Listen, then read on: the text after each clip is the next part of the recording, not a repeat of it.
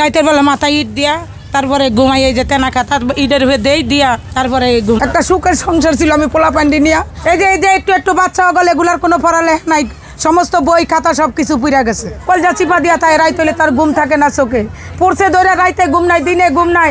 পোলা পান্ডি কোনো রকম বুকের ফেলে ভরে থাকে। আমার আটানি স্বর্ণ ছিল, স্বর্ণটাও গেছে গা। আমার ঘরে খাট শোকেস আসিল, সবই গেছে। ডেকছি দিয়ে আমার ঘরটা ভরা ছিল।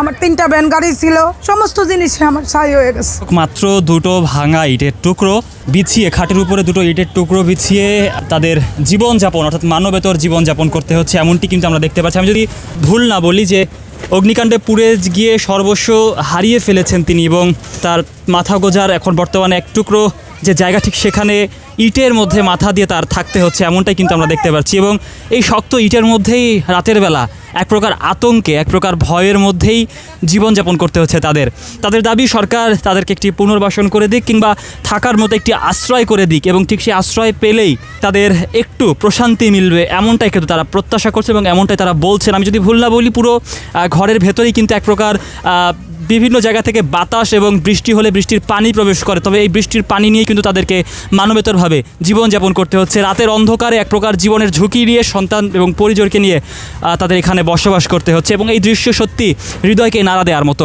এই যে প্লাস্টিক লাগাইয়া, তেরফাল লাগাইয়া তারপরে দিয়ে যে এই জায়গায় থাকি আমি।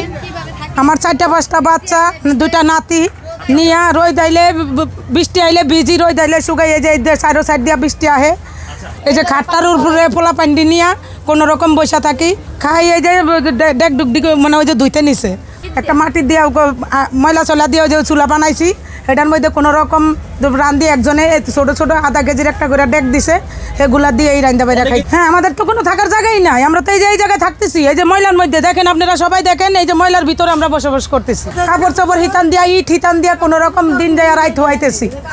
এই যে একটু বাচ্চা গেলে এগুলার কোনো পড়ালেখা নাই, সমস্ত বই খাতা সব কিছু পুড়া গেছে, সব ছাই হয়ে গেছে। আমার আটানি স্বর্ণ ছিল, স্বর্ণটাও গেছে গা।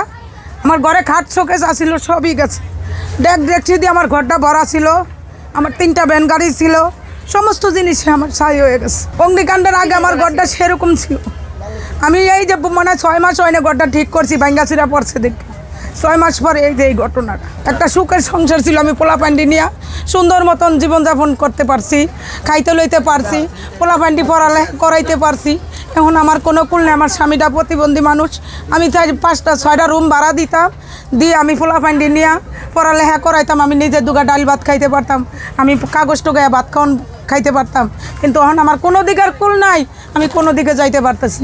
এই যে এইভাবে কারেন্ট নাই, করেন নাই, এইভাবে থাকি। রাইত হইলে কলজাটা চিপা দিয়া থাকে, এইভাবে বসবাস। কিন্তু আমরা তো কলজা চিপা দিয়া তাই রাইত হইলে তার ঘুম থাকে না চোখে, পড়ছে ধরে রাইতে ঘুম নাই, দিনে ঘুম নাই। পোলা পান্ডি কোনো রকম বুকের ফেলে ভরে থাকে। এই যে খাটের মধ্যে ঘুমান রাতের বেলা, যখন বৃষ্টি হয়, ঝড় বাদল হয়, তখন পয়সা থাকি লইয়া ভিজি। ছোট ছোট বাচ্চারা তো আর কিছু করতে পারবো না। আমি একটা মহিলা মানুষ, আমি রাইতে যে থাকি, আমার কি একটা ভয় আছে না? এই যে এভাবেই ঘুমাইতেছি, কিছুই নাই বাবা। আর সরকার যদি না থাকা তাহলে মনে করবো যে আমগো তবদিরে নাই।